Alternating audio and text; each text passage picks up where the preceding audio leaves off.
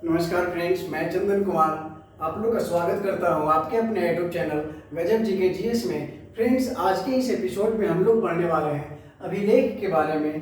पिछले एपिसोड में हमने आपको सिक्के के बारे में बता दिया था और आज हम लोग पढ़ेंगे अभिलेख के बारे में। ओके फ्रेंड्स, ये आखिर अभिलेख होता क्या है? सबसे पहली बात आता है कि अगर हम लोग अभिलेख के बारे में पढ़ेंगे तो ये अभिलेख आखिर होता क्या है। अभिलेख का मतलब होता है कि पहले के जो पुराने जमाने के जो राजा महाराजा होते थे, वो जो भी उपलब्धि अपने जीवन काल में या अपने शासन काल में हासिल करते थे, उनके बारे में वो कहीं न कहीं लिखवा देते थे। या तो वो चट्टान पे लिखा देते थे, या वो स्तंभ पे लिखा देते थे, या फिर वो दीवारों पे लिखवा देते थे, या ताम्र पत्रों पे लिखवा देते थे, या मुहर पे लिखवा देते थे। ये सब जो लिखवाते थे, इसी को हम लोग क्या कहते थे? क्या कहते हैं? अभिलेख कहते हैं। ओके फ्रेंड्स, तो सबसे पहली बात आता है कि अभिलेख के अध्ययन को क्या कहा जाता है। तो अभिलेख के अध्ययन को एपिग्राफी कहा जाता है। और अभिलेख जैसे कि आप नाम सुने होंगे कि फलना अभिलेख किससे रिलेटेड है, फलना अभिलेख किस शासक से रिलेटेड है। तो आज हम लोग एक भी चीज नहीं छोड़ने वाला और आज के बाद आपको किसी भी प्रकार का कोई परेशानी भी नहीं होने वाला। और रटने से तो खैर रटने का आप लोग को टेंशन नहीं लेना है, रटना उठना कुछ भी नहीं है। बस जो बता देंगे वीडियो में आप बने रहिएगा, ठीक है। बीच में छोड़ के जाइएगा तो आपको ये समझ में नहीं आएगा, ठीक है ना। जब आप पढ़ रहे हैं तो आपको पढ़ना तो है ही पूरा। तो आप ऐसा कीजिए ना कि मुश्किल से आप 20 मिनट का टाइम आराम से निकाल दीजिए ताकि आपको याद हो सके अच्छे से, है ना फ्रेंड्स। तो अभिलेख के अध्ययन को क्या कहा जाता है? एपिग्राफी कहा जाता है। अब अभिलेख का बात आया तो अभिलेख पूरे दुनिया का सबसे पुराना अभिलेख कौन है भाई? है ना कि पूरे दुनिया का सबसे पुराना अभिलेख कौन है? तो पूरे विश्व का जो सबसे पुराना अभिलेख है वो है एशिया माइनर का बोगाज-कोई अभिलेख। उसका नाम क्या है? एशिया माइनर का बोगाज-कोई अभिलेख, बोगाज-कोई। अब इसको याद हम लोग कैसे रखेंगे कि पूरे विश्व का सबसे पुराना अभिलेख कौन है? तो आप क्या कहिएगा? आप किस महादेश में हैं? या जैसे हम हैं तो एशिया महादेश के हम हैं। तो हमसे अगर कोई पूछेगा कि पूरे विश्व का सबसे पुराना अभिलेख कौन है, तो हम बोलेंगे हम एशिया में हैं। कोई होगा बोलेंगे ना कि हम एशिया के हैं, तो कोई अभिलेख होगा। मतलब एशिया का कोई अभिलेख, कहने का मतलब है एशिया का कोई अभिलेख। तो अगर आपके पास याद है कि एशिया का कोई अभिलेख, तो पूरा क्या हो जाएगा? एशिया माइनर का बोगाज कोई अभिलेख। ओके फ्रेंड्स, तो पूरे विश्व का सबसे पुराना अभिलेख कौन है? एशिया माइनर का बोगाज कोई अभिलेख। और हमको याद रखना है कि हम एशिया के हैं, कोई अभिलेख होगा सबसे पुराना। तो एशिया का कोई अभिलेख होगा, मतलब एशिया माइनर का बोगाज कोई अभिलेख है। और यह जो लिखा गया था 1400 ईसा पूर्व में लिखा गया था। ये कब लिखा गया था? 1400 ईसा पूर्व में लिखा गया था। और इसमें भारत के 4 भगवान या 4 देवताओं का उल्लेख मिलता है। उसमें है इंद्र, वरुण, मित्र एवं नासत्य की जानकारी प्राप्त होती है। ये 4 देवी देवताओं का उल्लेख मिलता है किसमें? एशिया माइनर का बोगाज कोई अभिलेख में। उसके बाद आता है हेलियोडोरस। उसके बाद आता है हेलियोडोरस का बेशनगर अभिलेख। हेलियोडोरस का बेशनगर अभिलेख। हेलियोडोरस का जो बेशनगर अभिलेख है फ्रेंड्स, उसमें मिलता है आपको भागवत धर्म के बारे में जानकारी प्राप्त होता है। ओके फ्रेंड्स, तो सबसे पहले जो भागवत धर्म के बारे में जानकारी प्राप्त होता है वो किसमें प्राप्त होता है? बेशनगर में, है ना। किसमें? बेशनगर में। किसका? हेलियोडोरस का बेशनगर अभिलेख में भागवत धर्म के बारे में जानकारी प्राप्त होता है। हम लोग को इसको रटना नहीं है, इसको हम लोग को रटना नहीं है। जिस प्रकार से ये हो गया ना, एशिया का कोई होगा तो सबसे पुराना एशिया वाला हो गया। अब एक नाम कौन सी है? हेलियो, मतलब कहीं हेलना है, मतलब इंटर करना है, प्रवेश करना है। उसको क्या बोला है? हेलियो। कहाँ हेलेंगे हम लोग? कोई नगर में हेलेंगे। हेलियो कहाँ? हेलियो तो कहाँ? नगर में हेलेंगे। इस टाइप से हम लोग याद रखना। ऐसा नहीं कि टोटल को रटते रहना। कितना रटिएगा? बहुत सारा सब्जेक्ट आपका, 3 सब्जेक्ट इसमें है, 3 सब्जेक्ट साइंस में है, फिर आपका एक इकोनॉमिक्स है, फिर करेंट अफेयर्स है। रटना नहीं है, सिर्फ एक क्लू दे दे करके लॉजिकली हम लोग को याद रखना। हेलना है तो कहाँ? नगर में हेलना है ना। वहाँ मिलना किससे है? भागवत जी से मिलना है। ठीक है। तो हेलियोडोरस का जो बेश नगर अभिलेख है उसमें भागवत धर्म के बारे में जानकारी प्राप्त होता है। अब बात आता है कि हम लोग पुराने सबसे पुराना का जान गए कि भागवत धर्म जो जैसे हम लोग का जो भागवत धर्म क्या है, महाभारत भागवत वासुदेव का जो है वासुदेव के बारे में जानकारी मिलता है। इसमें भागवत धर्म जो है भागवत धर्म में वासुदेव कृष्ण के पिता के बारे में जानकारी जो मिलता है इसी में मिलता है। ओके फ्रेंड्स, अब है कि सबसे पुराना जान गए, भागवत धर्म के बारे में जान गए। अब है कि भारत में सबसे पहले अभिलेख किसने लिखवाया होगा भाई, ऐसा आता ना बात। तो भारत में जो सबसे पहले अभिलेख लिखवाने का जो कार्य किए थे या अभिलेख लिखवाने की परंपरा की जो शुरुआत करवाए थे वो किए थे कौन, मौर्य शासक अशोक ने करवाया था। भारत में अभिलेख लिखवाने की जो परंपरा की शुरुआत करवाए थे वो किसने करवाए थे, अशोक ने करवाए थे। ओके फ्रेंड्स, ये जो अशोक करवाए थे ये मुख्यतः 4 लिपियों में करवाए थे। कितने लिपि में, अशोक ने जो भी लिखवाए थे अभिलेख ये कितने लिपि में, 4 लिपि में लिखवाए थे। वो 4 लिपि में क्या क्या था, एक प्राकृत था, एक ब्राह्मणी था, एक खरोष्ठी था और एक था आपका ग्रीक एवं अरमाइक था। प्राकृत क्या था कि अधिकतर जो लिखे जाते थे अभिलेख लगभग वो प्राकृत भाषा में होते थे। ब्राह्मणी लिपि जो होती थी वो बाएं से दाएं की ओर लिखी जाती थी। जैसे हम लोग लिखते हैं ना, ये देवनागरी लिपि है ना अपना, तो ये हम लोग लिखते हैं ना बाएं से दाएं की ओर लिखते हैं, बाएं से इधर बाएं और बाएं से दाएं की ओर लिखते हैं ना, इसी प्रकार से ब्राह्मणी लिखा जाता था। और खरोष्ठी जो होता था वो दाएं से बाएं की ओर लिखा जाता था। जैसे हम लोग उर्दू लिखते हैं ना इस टाइप से लिखते हैं ना उर्दू, दाएं से बाएं की ओर, तो खरोष्ठी भी लिखा जाता था दाएं से बाएं की ओर। और एक था ग्रीक एवं अरमाइक, जो कि अशोक का जो भी अभिलेख मिला है अफगानिस्तान में वो ग्रीक एवं अरमाइक लिपि में लिखी गई थी। ओके फ्रेंड्स, ये समझ में आ गया कि अशोक ने कितना लिपि यूज किया था, 4 लिपि, प्राकृत, खरोष्ठी, ब्राह्मणी और ग्रीक एवं अरमाइक। ओके फ्रेंड्स, अब आता है कि अशोक, इतना चीज आप लोग को समझ में आ गया नॉर्मली चीज। अब हम लोग अशोक के बारे में चलेंगे कि अशोक से रिलेटेड कौन कौन सा अभिलेख है और किस अभिलेख में क्या क्या चीज उसके बारे में वर्णन है। आप लोग को रटना नहीं है फ्रेंड्स। ओके फ्रेंड्स, इसको पहले आप लोग स्क्रीनशॉट लेना चाहते हैं तो ले लीजिए। यहाँ पे मैं एक बार लिख दूं कि अशोक ने 4 भाषाओं का यूज किया था। एक था प्राकृत, दूसरा था ब्राह्मणी, तीसरा था खरोष्ठी और चौथा था ग्रीक एवं अरमाइक। यही 4 लिपि था। आप लोग इतना का पहले ले लीजिए, स्क्रीनशॉट ले लीजिए। ओके फ्रेंड्स, अब देखिए हम लोग को जानकारी प्राप्त करना है अशोक के बारे में। अब देखिए यहां से आप लोग को मजा आने वाला है।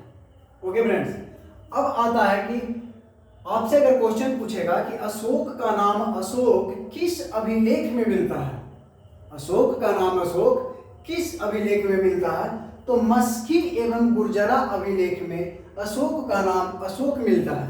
मस्की एवं गुर्जरा, अगर नहीं याद रहे तो गुर्जर मेला फिल्म देखे हैं ना, जो गुर्जर है और उसमें गुर्जर में जो एक मेला फिल्म में जो हीरोइन रहती है कौन, रूपा, जिसका नाम रहता है, मेला मूवी नहीं देखे हैं आमिर खान वाला, देखे हैं ना।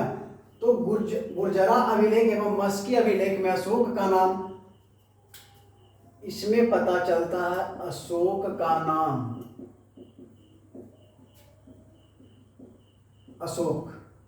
अशोक का नाम अशोक किस अभिलेख में, मस्की एवं गुर्जरा अभिलेख में।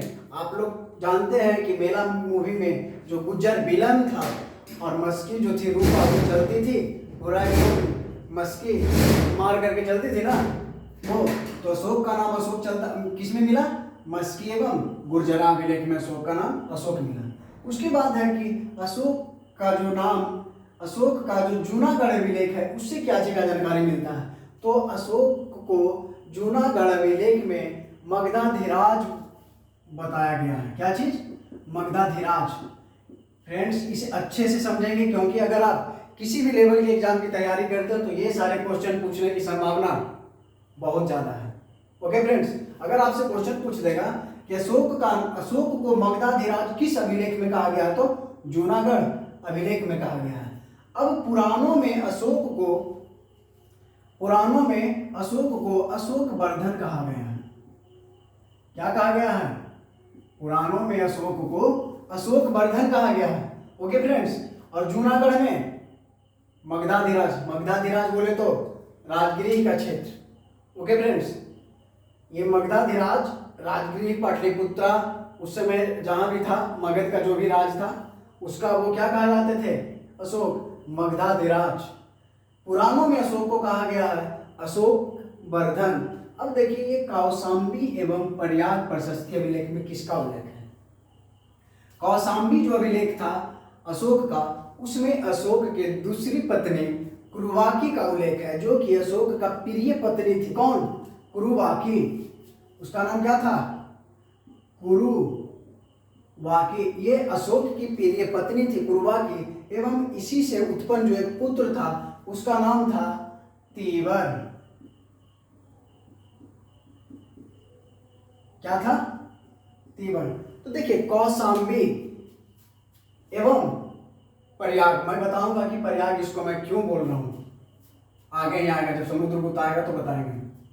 कौशाम्बी का जो अभिलेख है, अशोक के कौशाम्बी अभिलेख में अशोक के पत्नी एवं अशोक के पुत्र तीवर का उल्लेख मिलता है। इसीलिए पत्नी का उल्लेख मिलने के कारण ही इसे बोला जाता है रानी का अभिलेख। इसको क्या कहा जाता है? रानी का अभिलेख। ओके फ्रेंड्स, अशोक के पत्नी का चर्चा है कौशाम्बी में। पत्नी का मतलब अशोक की रानी, तो इसीलिए कौशाम्बी एवं प्रयाग स्तंभलेख को क्या कहा जाता है? रानी का अभिलेख। अब अगर प्रयाग है, अगर इसी को बोल दे इलाहाबाद का, तो कोई दिक्कत नहीं ना है। अशोक के इलाहाबाद स्तंभलेख को क्या कहा जाता है? तो रानी का अभिलेख भी कहा जाता है। अब आता है रुद्रदामन का जूनागढ़ अभिलेख। पहले हम लोग याद कर लेंगे कि किस शासक से कौन सा अभिलेख संबंधित है, उसके बाद हम लोग पूरा के पूरा डिटेल याद करेंगे। ओके ना?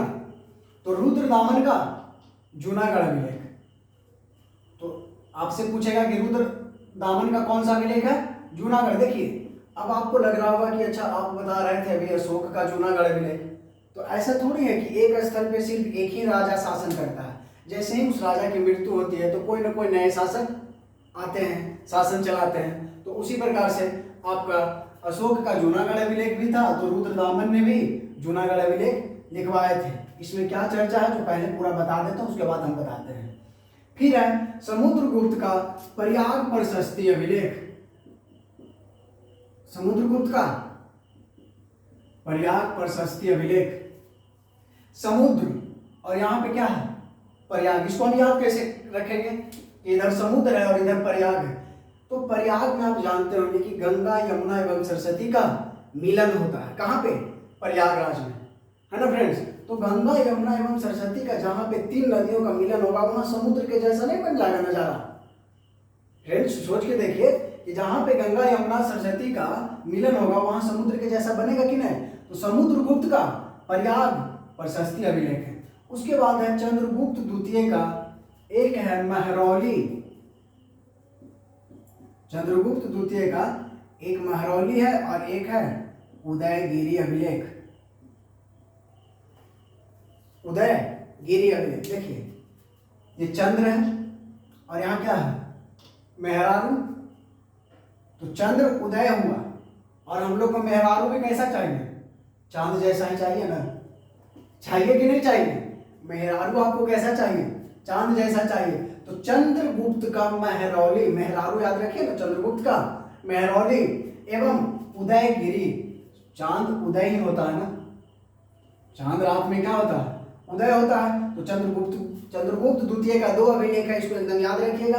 पहला है महरौली और दूसरा है उदयगिरी अभिलेख। फिर है कुमारगुप्त का तुमुन अभिलेख। कुमारगुप्त का तुमुन अभिलेख है। किसका? कुमारगुप्त का। अब हम पूछेंगे कि तुम अभी क्या हो? कुमारे हो कि नहीं? और जिनका शादी हो गया, जो हो गया होगा, लेकिन अगर आप अभी स्टूडेंट लाइफ में अगर पढ़ रहे हैं तो अधिकतर लोग क्या होते हैं, कुमारे ही होते हैं। 80% लोग होते हैं कुमार। तो तुम अभी क्या हो, कुमार हो। तो कुमार गुप्त का तुमुन अभिलेख। Okay friends. फिर है स्कंद गुप्त। स्कंद गुप्त का है भीतरी स्तंभ लेख। स्कंद गुप्त का भीतरी स्तंभ लेख, इसको कैसे याद रखेंगे हम लोग, स्कंद गुप्त वाला भीतरी स्तंभ लेख है।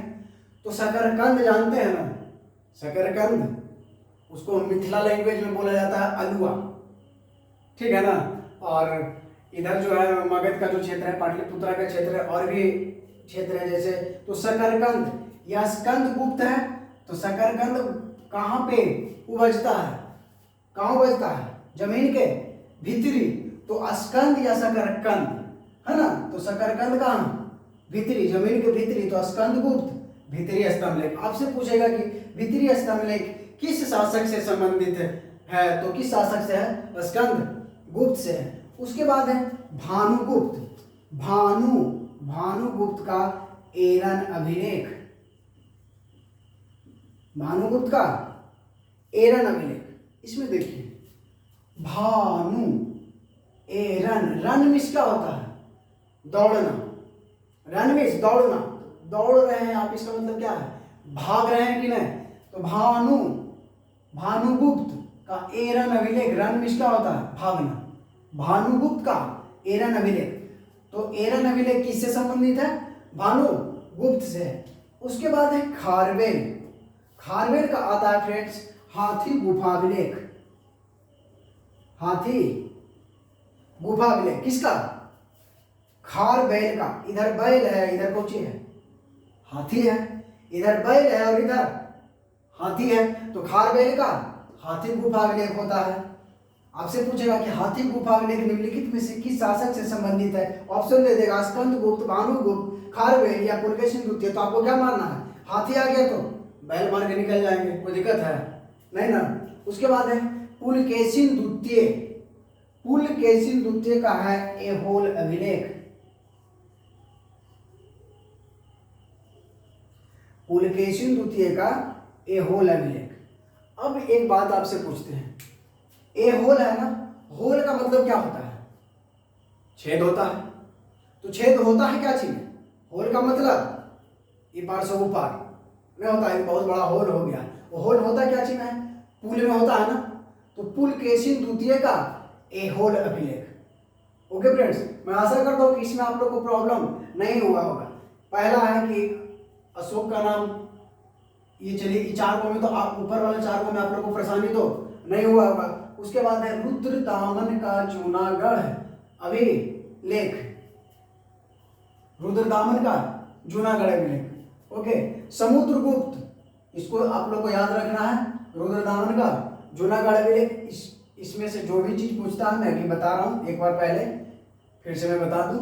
समुद्र प्रयाग प्रशस्ति है, समुद्रगुप्त का प्रयाग में 3 नदी था तो समुद्र के जैसा बन गया, तो समुद्रगुप्त का प्रयाग प्रशस्ति अभिलेख। फिर है चंद्रगुप्त द्वितीय का महरौली एवं उदयगिरी। चांद जैसी मेहरारू चाहिए, एकदम दिन रात उदय होते रहे, चांद जैसी चाहिए। चंद्रगुप्त द्वितीय का महरौली एवं उदयगिरी अभिलेख। कुमार, तुम क्या हो, कुमारे हो, शादीशुदा भी नहीं हो, तो तुमुन अभिलेख किसका है, कुमार गुप्त का। स्कंद गुप्त, शकरकंद कहाँ पड़ता है, भीतरी पड़ता है ना जमीन के, तो स्कंद गुप्त का भीतरी स्तंभ लेख।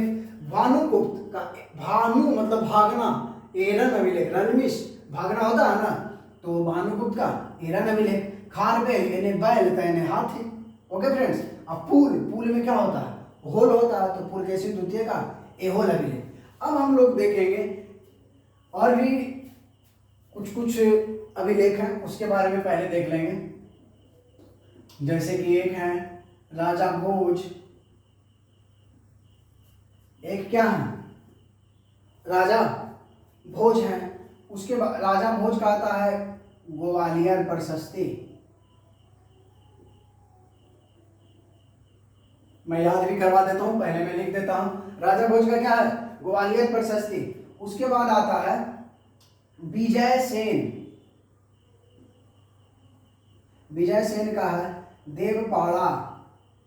देवपाड़ा अभिलेख है विजय सेन का है क्या, देवपाड़ा। उसके बाद है हर्षवर्धन,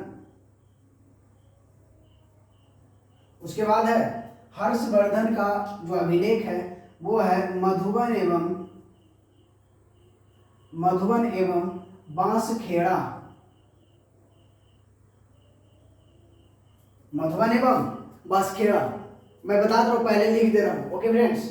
उसके बाद है यशोधर्मन,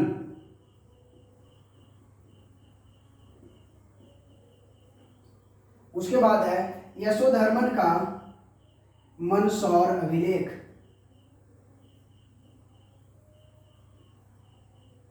यशोधर्मन का मंदसौर अभिलेख। उसके बाद फिर आता है गौतमी बलसिरी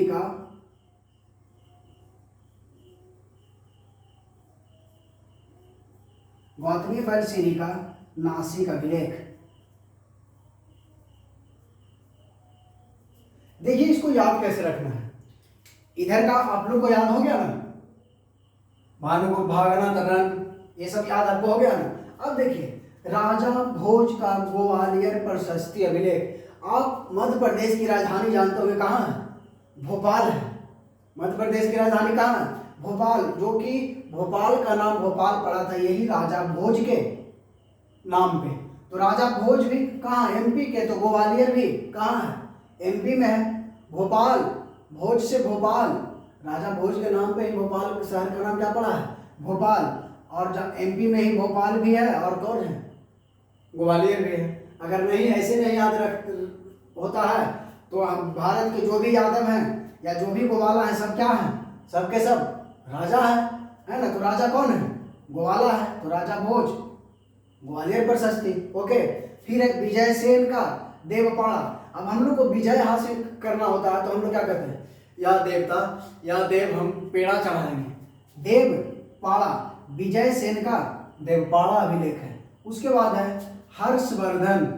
हर्ष का मतलब क्या होता है, खुशी होता है। और हम लोग को खुशी कब मिलेगा, जब मधुबन वन में जाएंगे और बांस के पीछे खड़ा रहेंगे। आप लोग समझ गए होंगे, समझने वाले, कि हम क्या कहना चाह रहे हैं। हर्षवर्धन, आपके खुशी में वृद्धि कब होगा, जब आप कहीं घूमने गए हैं उनके साथ, तो आपको सबसे ज़्यादा खुशी कब मिलेगा, आप वन में जाइएगा और बांस के पीछे खड़ा हो जाइएगा। तो मधुबन एवं बांसखेड़ा अभिलेख जो है किससे संबंधित है, हर्षवर्धन से। हर्षवर्धन का जो दो अभिलेख है, एक है मधुबन एवं दूसरा है बांसखेड़ा। उसके बाद है यशोधर्मन का मंदसौर अभिलेख। यशोधर्मन का मंदसौर अभिलेख, यश है ना शुरू में, यशोधर्मन का मंदसौर, यश है। हम लोग मन से यही भगवान से दुआ करते हैं कि जहाँ भी जाए हम लोग को यश प्राप्त हो। अपयश न पहले, अपयश कहने का मतलब बेइज्जती ना हो, और यश का मतलब क्या हुआ, इज्जत बढ़ते रहे, मन से यही चाहते हैं। तो यश है और इधर मन है, तो यशोधर्मन का मंदसौर अभिलेख है। और गौतमी बलसिरी का नासिक अभिलेख। नासिक का मतलब होता है नाक, नाक। अगर गौतम के पास बहुत ज़्यादा बल है तो आप अपना नाक बचाइए, तो नाक तोड़ देगा। तो बल से क्या टूट जाता है, नाक टूट जाएगा ना कि गुस्सा में। तो गौतमी बलसिरी का है नासिक अभिलेख। तो मैं आशा करता हूँ फ्रेंड्स कि आपको यहाँ पे अभिलेख एवं उससे संबंधित शासक आप लोग को समझ में आ गए होंगे। ओके फ्रेंड्स, इधर वाला तो एक बार मैंने बता दिया था। राजा भोज, राजा कौन है, ग्वाला है, तो राजा भोज हो गया। उसके बाद है विजय सेन। विजय प्राप्त करने के लिए हम लोग को देवता पे क्या चढ़ाना पड़ता है, पेड़ा। पेड़ा एक मिठाई है। ओके फ्रेंड्स, तो विजय प्राप्त करने के लिए हम लोग क्या करते हैं, देवता को पूजते हैं। ओके फ्रेंड्स, हर्षवर्धन सबसे ज़्यादा खुशी कब मिलता है, जब मधुबन में जाते हैं और बांस दने खड़ा हो जाते हैं दोनों मिलके। समझ रहे हैं ना, दोनों मिलके, ठीक है। फिर यशोधर्मन है, यश, मन से यही चाहते हैं कि हमेशा यश फैले मेरा, अब यश कभी भी ना फैले। फिर है गौतमी बलसिरी। गौतमी बल है ना, ज़्यादा बल रहेगा तो नाक तोड़ देगा। नाक का मतलब नासिका है ना, तो गौतमी बलसिरी का नासिका अभिलेख है। अब हम लोग को ये इसको ले लीजिए आप लोग स्क्रीनशॉट। ओके फ्रेंड्स, इधर वाला से कुछ नहीं है, बस इसमें याद रखना है कि फलाना जो अभिलेख है किस राज्य से है, किस राजा से संबंधित है, यही चीज है। लेकिन इधर पूछता है कि किस अभिलेख में किस चीज का उल्लेख है। ओके फ्रेंड्स, अब देखिए, ये जो रुद्रदामन का जूनागढ़ अभिलेख है, रुद्रदामन का जो जूनागढ़ अभिलेख है, ये संस्कृत भाषा में लिखित प्रथम अभिलेख है। कौन? रुद्रदामन का जूनागढ़ अभिलेख। ये दामन जो है, मेरा दामन है, यही दामन जो है ये संस्कृत भाषा में लिखित प्रथम अभिलेख है। संस्कृत भाषा का पहला अभिलेख।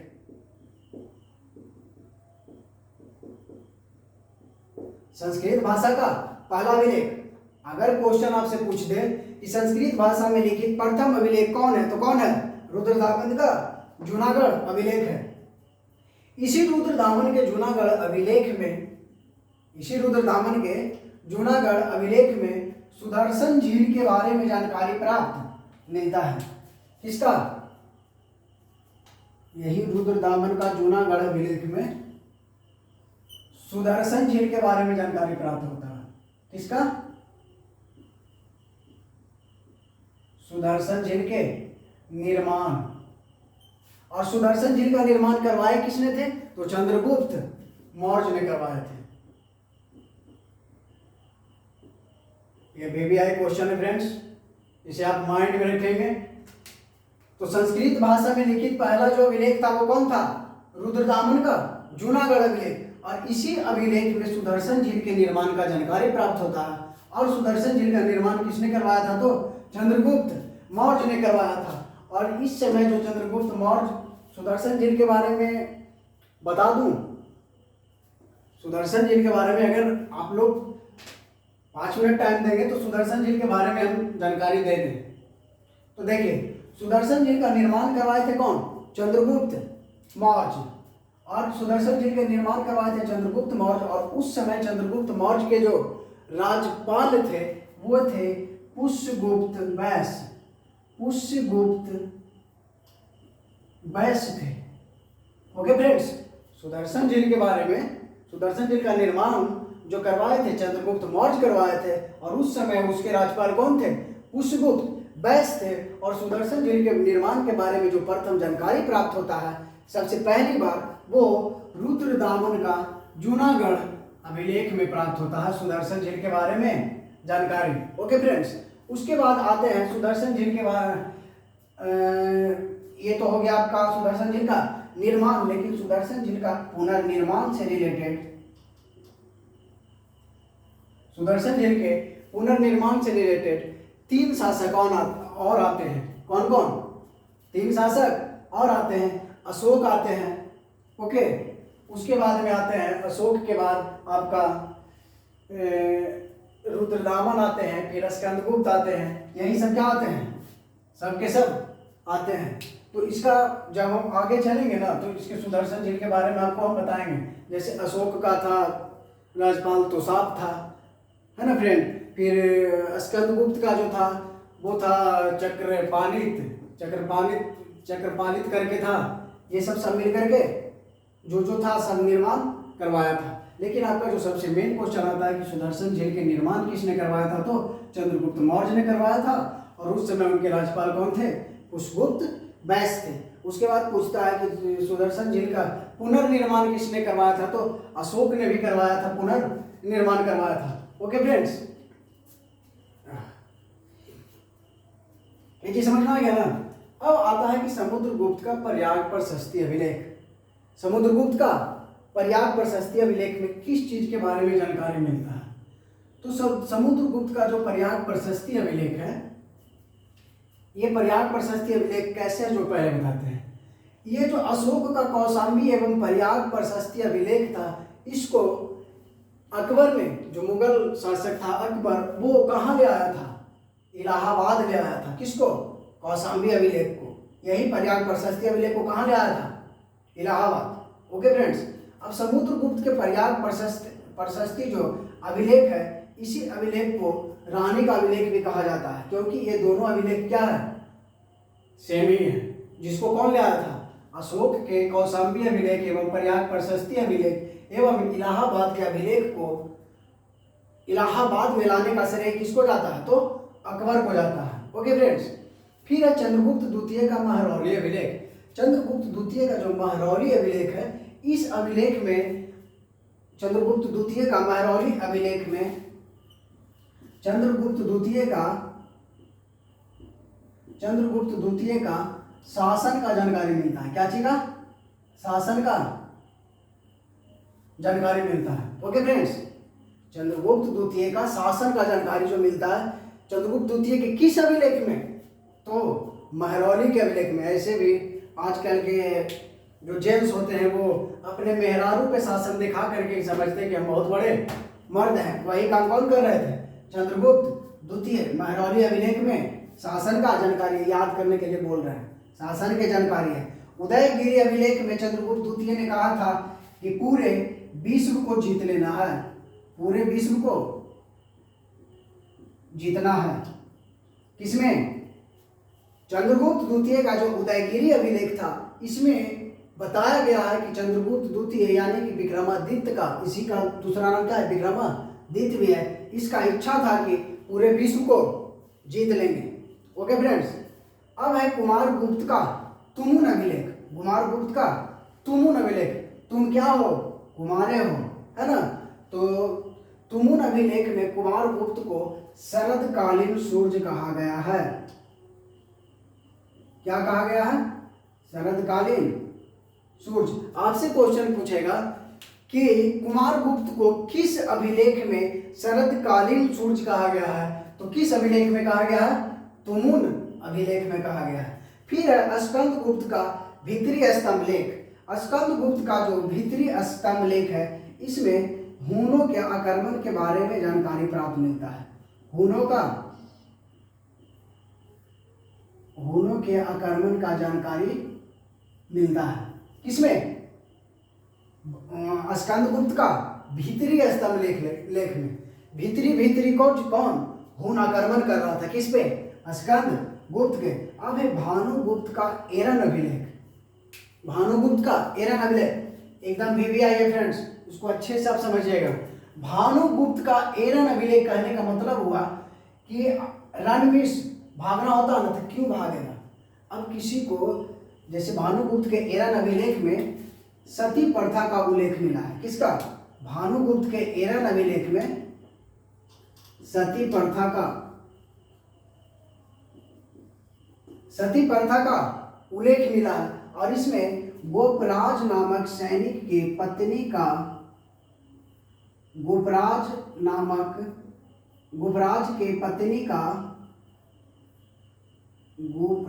के पत्नी का सती होने का प्रमाण मिलता है। किसमें? भानुगुप्त का एरन अभिलेख में। इसे तो भूलिएगा ही मत। भानुगुप्त का एरन अभिलेख जो है इसमें सती प्रथा का उल्लेख मिलता है और वो सती प्रथा जो है किसमें मिलता है? किसके सती होने का उल्लेख मिलता है? तो गोपराज नामक जो सैनिक था उसकी पत्नी का सती होने का उल्लेख मिलता है। किसमें? भानुगुप्त के एरन अभिलेख में। अब देखिए, कोई डेथ कर गया उसके साथ में किसी को और जब आप जलाइएगा, कहने का मतलब है कि किसी का हस्बैंड पहले जब डेथ कर जाता था तो उसके वाइफ को भी उसके चिता के साथ जला दिया जाता था। तो किसी को जलाइएगा तो भागेगा नहीं। भागेगा मतलब भानुगुप्त एरन अभिलेख में। तो सती प्रथा का उल्लेख सर्वप्रथम बार किसमें मिला है? तो भानुगुप्त के एरन अभिलेख में मिला है। अब है कि खारवेल का हाथी गुफा जो अभिलेख है, खारवेल का हाथी गुफा अभिलेख है, इसमें क्या चीज का उल्लेख मिलता है? तो खारवेल के हाथी गुफा जो अभिलेख है ये कलिंग में है हाथी गुफा अभिलेख, और वहाँ पे एक नहर का निर्माण करवाया गया था और ऐसा मतलब कि प्रमाणित है या फिर उसको ऐसा माना जाता है कि वो जो नहर का निर्माण करवाए थे वो कोई नहीं बल्कि ये मगध का ही महापद्म नंद ने करवाया था। इसी का उल्लेख मिलता है किसमें? खारवेल के हाथी गुफा अभिलेख में। फिर है कि पुलकेशिन द्वितीय का ऐहोल अभिलेख। पुलकेशिन द्वितीय का ऐहोल अभिलेख, इसमें जो मिलता है, इसमें जो जानकारी मिलता है इसमें यही मिलता है कि नर्मदा नदी के तट पे, नर्मदा नदी के तट पर पुलकेशिन द्वितीय ने, किसने? पुलकेशिन द्वितीय ने हर्षवर्धन को हराया था। हर्षवर्धन को हराया था। ओके फ्रेंड्स, तो मैं आशा करता हूं कि आप लोग को ये याद हो गए होंगे। है ना फ्रेंड्स।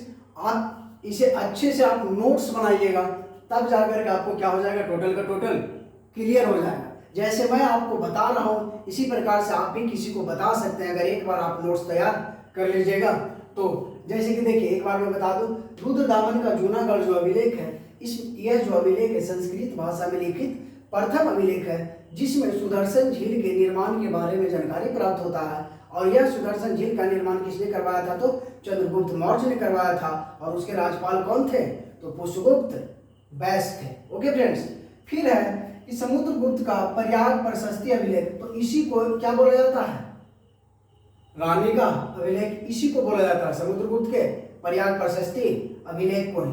फिर है चंद्रगुप्त द्वितीय का महरौली अभिलेख, तो महरौली में सभ्य मिल के शासन कौची पर जमा हो, मेहरारू पर, पत्नी पर नहीं, सब शासन जमाते रहता है, मतलब वो क्या आके चार गाली दे देता है, ऐसा नहीं होना चाहिए। हालांकि तो चंद्रगुप्त द्वितीय का महरौली अभिलेख में चंद्रगुप्त द्वितीय के शासन का जानकारी प्राप्त होता है, मेहरारू पे शासन, है ना।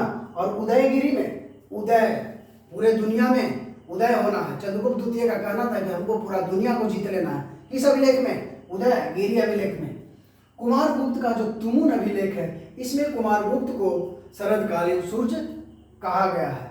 स्कंदगुप्त का भीतरी स्तंभ लेख, भीतरी स्तंभ लेख है ना, तो यहाँ पे हूनों के आक्रमण का जानकारी प्राप्त मिलता है। और इसी स्कंदगुप्त के भीतरी स्तंभ लेख में हूनों को मलेच्छ कहा गया है। हूनों को क्या कहा गया है, मलेच्छ भी कहा गया है। फिर है भानुगुप्त का एरन अभिलेख, तो भानुगुप्त के एरन अभिलेख में सती प्रथा का उल्लेख मिलता है, ये भी आई आपके लिए है। और किसके सती होने का उल्लेख था, तो गोपराज के पत्नी का सती होने का।